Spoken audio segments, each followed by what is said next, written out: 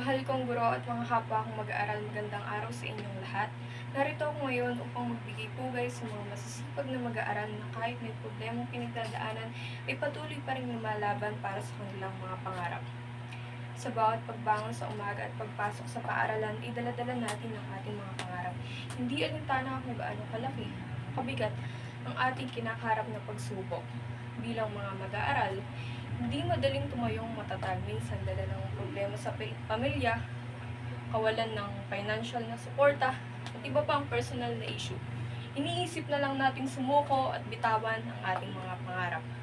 Ngunit ang isang tunay na masipag at matatag na mag-aaral ay hindi nagpapadaig sa problema. Sa halip, ginagawa niya itong inspirasyon upang lalong magsikap at maging matatag sa buhay. Sa pagtatapos po nito, nais ko pong sabihin ito. Ako'y lubos na nagagalak sa patuloy na pagsuporta ng ating mga magulang sa ating mga pangarap at layunin sa buhay.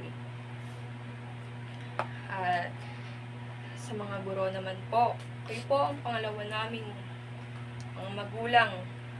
Inuhubog niyo po ang aming talento at binibigyan direksyon ang aming kinabukasan. At nais ko din pong ipaabot ang aking paghanga sa mga masasipag na mag-aaral na nananatiling matatag na kahit may pinagdadaan ng pagsubok.